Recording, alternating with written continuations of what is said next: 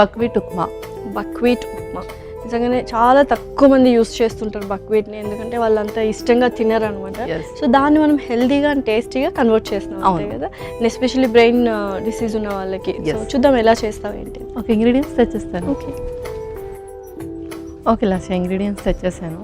Okay, so upma అనగానే మనం కొన్ని వెజిటబుల్స్ కూడా యాడ్ ఆన్ చేసుకుంటాము. సో చక్కగా బీన్స్, క్యారెట్ అండ్ పీస్ కూడా తీసుకొచ్చాము, పల్లీలు, చాలా కొంచెం టేస్టీగా అనిపిస్తుంది. సో యూజువల్గా ఉప్మా అనగానే బ్లాంట్గా చేసుకుంటూ ఉంటారు. సో సూజీతో కాకుండా, రవ్వతో కాకుండా ఇలా బక్వీట్ కొంచెం డిఫరెంట్ ఇంగ్రీడియంట్ రీప్లేస్ చేసుకున్నాం అనమాట. మరి స్టార్ట్ చేద్దాం ప్రాసెస్. స్టార్ట్ చేసేద్దాం. ముందుగా స్టవ్ ఆన్ చేసేయండి.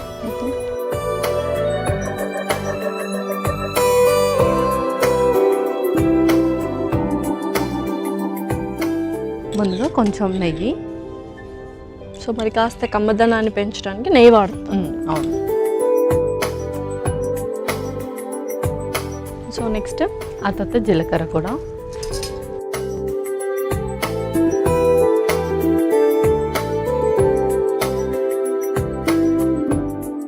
తర్వాత పల్లీలు,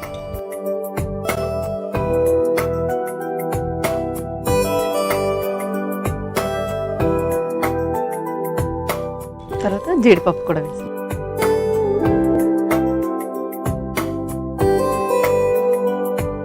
సో ఎన్సెఫలీతో ఎవరైతే బాధపడుతూ ఉంటారో వాళ్ళు ఎటువంటి డైట్ తీసుకోవాలి? ఓన్లీ గ్లూకోజ్ అండ్ కార్బ్స్ మాత్రమే, డిఫరెంట్వి కూడా యాడ్ ఆన్ చేసుకోవచ్చు? వాళ్ళు ప్రోటీన్ ఫుడ్ కూడా కొంచెం ఎక్కువగా తీసుకుంటూ ఉండాలి. అండ్ ఫ్యాట్స్ కూడా, మంచి ఫ్యాట్స్, ఎందుకంటే వాళ్ళకి కొంచెం ఎనర్జీ లెవెల్స్ ఈజీగా డౌన్ అయిపోతూ ఉంటాయి. సో ఫ్యాట్స్ తీసుకుంటే ఏంటి అంటే మంచి ఫ్యాట్స్ లైక్ హెచ్డిఎల్ కూడా చక్కగా మెయింటైన్ చేస్తూ ఉంటే వాళ్ళు కొంచెం ఇన్స్టెంట్ ఎనర్జీ లాగా కూడా వర్క్ చేస్తూ ఉంటుంది. ఓకే, సో చక్కగా పల్లీలు అలాగే జీడిపప్పు కూడా రోస్ట్ అయింది. నెక్స్ట్ తర్వాత ఉల్లిపాయ ముక్కలు,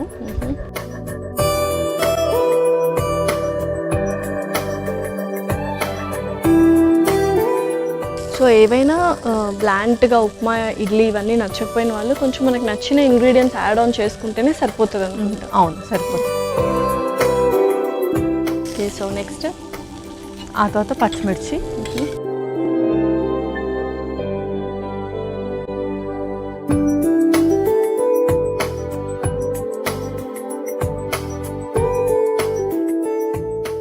తర్వాత ఇప్పుడు కొంచెం సాల్ట్ యాడ్ చేసుకుందాం. కొంచెం సాల్ట్, అలాగే కొంచెం పసుపు కూడా.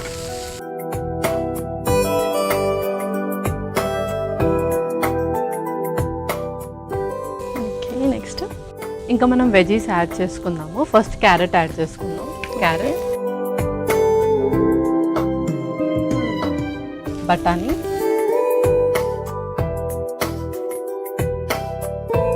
బీన్స్, ఇందులోనే పాలకూర కూడా.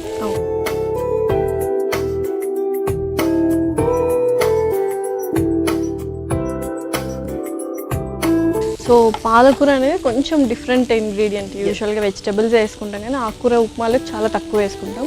బట్ ఇలాగా నిజంగానే బ్రెయిన్ డిసీజ్ అనగానే, ఎన్సెఫలోపతి అనగానే అన్నట్టు కన్ఫ్యూజన్స్, యాంగ్జైటీ ఇవన్నీ ఉంటాయి. సో కొంచెం కామ్నెస్ ఇవ్వాలంటే బోల్డ్ అండ్ ఇంగ్రీడియంట్స్ యాడ్ చేస్తే కొంచెం టేస్ట్ ఎన్హాన్స్ అవుతుంది అన్నమాట. అవును. సో వాటర్ వేసుకుందాం. కొన్ని వాటర్ కూడా యాడ్ చేసుకుందాం.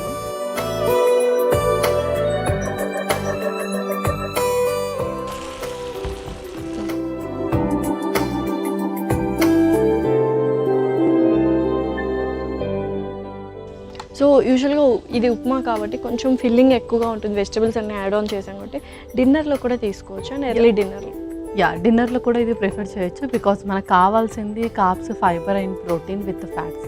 సో అన్నీ కూడా ఇందులో ఉన్నాయి. అండ్ మ్యాక్సిమం ఫుడ్ గ్రూప్స్ అన్నీ మనం కవర్ చేసాం, ఎక్సెప్ట్ ఫ్రూట్స్ తప్పించి మిగతావన్నీ కూడా కవర్ చేసాం కాబట్టి హ్యాపీగా తీసేసుకోవచ్చు. సో ఇంకా బక్వీట్ కూడా వేసేసుకుందాం. ఆల్రెడీ ఉడికించిన బక్వీట్ కూడా.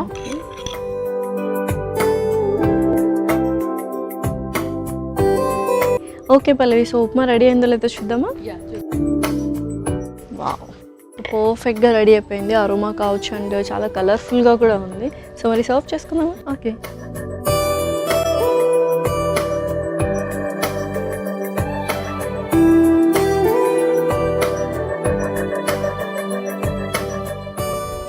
ఓకే, మరి రెడీ అయిపోయినట్టేనా? లాస్య బక్వీట్ ఉప్మా రెడీ అయిపోయింది. ఎంతో రుచికరమైన బక్వీట్ ఉప్మా రెడీ. మరి కావాల్సిన పదార్థాలు అలాగే తయారు చేసుకునే విధానం మరొకసారి చూడండి. బక్వీట్ ఉప్మాకి కావాల్సిన పదార్థాలు: నెయ్యి 2 టేబుల్ స్పూన్లు, జీలకర్ర 1 టేబుల్ స్పూన్, పల్లీలు 1 టేబుల్ స్పూన్, ఉల్లిపాయ ముక్కలు 1 కప్పు, పచ్చిమిర్చి 3, క్యారెట్ ముక్కలు 1 కప్పు, పచ్చి బఠానీలు 1 కప్పు, బీన్స్ 1 కప్పు, ఉడికించుకున్న బులుగురు గోధుమలు 1 కప్పు, పాలకూర 1 కప్పు.